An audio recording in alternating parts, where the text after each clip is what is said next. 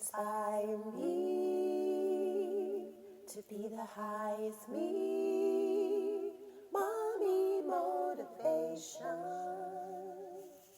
Hey guys, thank you all for tuning in to another episode of Mommy Motivation. If you are new here, I'm Z. I share lessons in faith, family, and fulfillment, and I hope that by sharing my lessons, it helps you to look and reflect on your own. So I'm glad you guys are here with me.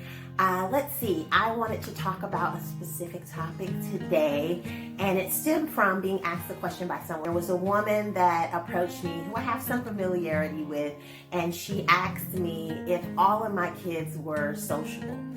And I'm a person that when someone asks me a question, I'm not quick to respond because I think that every question is pregnant. There's always something behind the question that's being asked, and it usually stems from someone's intent or what someone is really trying to get across. So I'm usually that person that may take a minute to respond, and so I was thinking about the question as it was asked, not from the perspective of are my kids really like sociable, not from a, sometimes homeschool mamas, we get that, are your kids socialized, they get out, but I didn't really take it from that. I took it from the fact that I have children with very different personalities. So I've got, a child that you don't have to talk or speak to her first. She'll be the first to approach you. She may run up to you. She may hug you. She may have one-on-one time with you. I've got a child who, if you speak first to that child will engage you. And then I've got a child that will look at you and say, hey, we can have a conversation, but don't get too close. And so this topic today is really about the traps that we can fall into of needing to compare our children to each other. And sometimes that can stem from the outside world, defining our children for us or making certain comments or certain assertions about our children. And then we find ourselves falling into getting those things into our psyche, and we may compare verbally. We may say one child, oh, such and such doesn't do this, or this person doesn't behave that way. Do you see them acting like that? And so I just want to lend precaution against comparing our children to one another because it can stay with them. And I know that any of you that have other siblings, you may have experienced that yourself, where you were the child that was constantly being compared because another child may have appeared to be more compliant, or they may have followed or obeyed the orders of the day or something to that effect. Not only is it important not to compare them when it comes to something that maybe one child isn't doing that needs to raise up to the level of another child, but also when it comes to compliments, because sometimes people can dote on our children. I've got a child who people constantly say, she's so smart, she has these full-blown conversations, like she's all these things, and those things can get into you as well, and you can begin to make these judgments about your other children based on one child maybe developing a little bit early in one area. But I have come to take on this kind of bar when it comes to my children. What I say to them matters, first of all. How I say it matters. But more than anything, if I am to allow them to be the unique individuals that God created them to be, people's opinion are fleeting. So the things that people say, while they may be well-intentioned and meaningful, they can be there one day and change another. And I'm not looking for my children to be compliant. I'm not looking for them to just be yes ma'am, no ma'am to me. I am looking to make sure that the things that I am supposed to plant in them, that they're getting planted, so that when they need those things, those tools, those skills, those character traits, that they are able to call upon them and use them when it's needed. So I can only really focus on that if I'm intentional about making sure each child is developing at his or her own pace, that each child is being poured into, each child is being affirmed, each child recognizes the talents and the skills and the things that they may not see, that I can point them out, but that I can also stretch my children. That if there are areas they need to come up in, I can stretch them and allow them to see their own elasticity, that they can recognize there are areas that they can grow in as well. So I wanted to say that I also want to make sure I make this point that in most of the years that I spent teaching, I taught middle school children.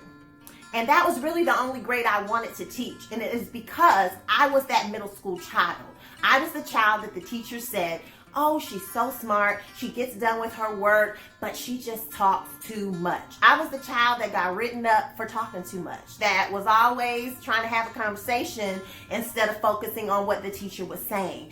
And I am so glad that my mother continued to allow me to speak, that she did not silence my voice. Now, of course, she made sure she had those needed conversations with me about how to behave in school, but she didn't silence my voice. I can remember there was a time that I was in the house and I was singing to the top of my lungs over somebody's radio track that I done recorded with my radio player to try to sing it off the radio. And I can remember her, being like, I don't hear you.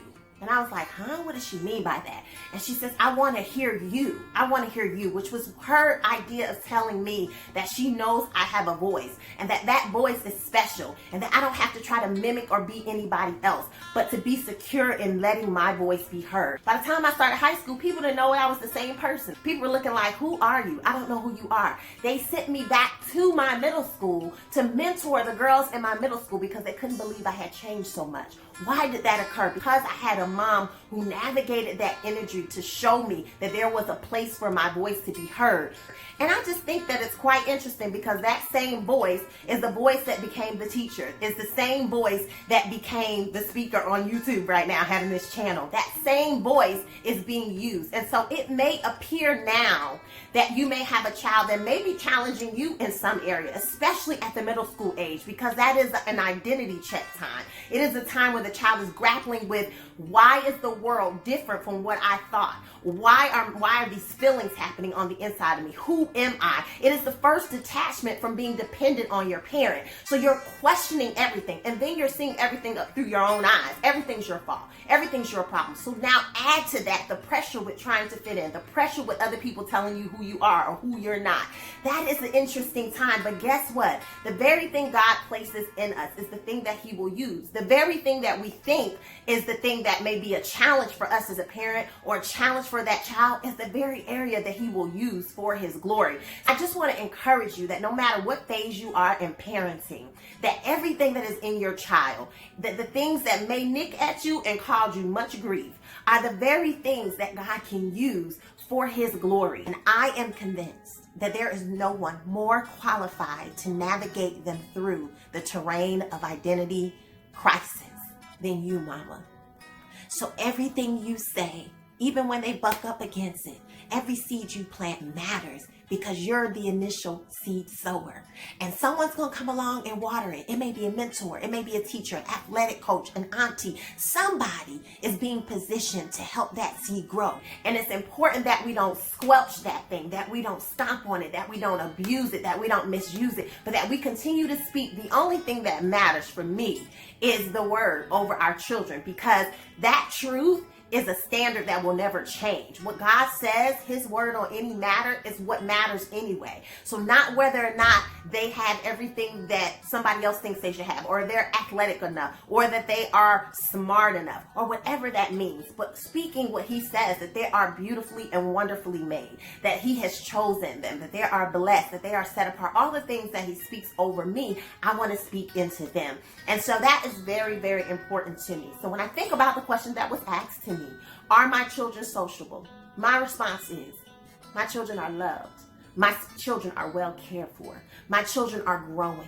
My children are developing. My children are unique. They're special, and they're God's child.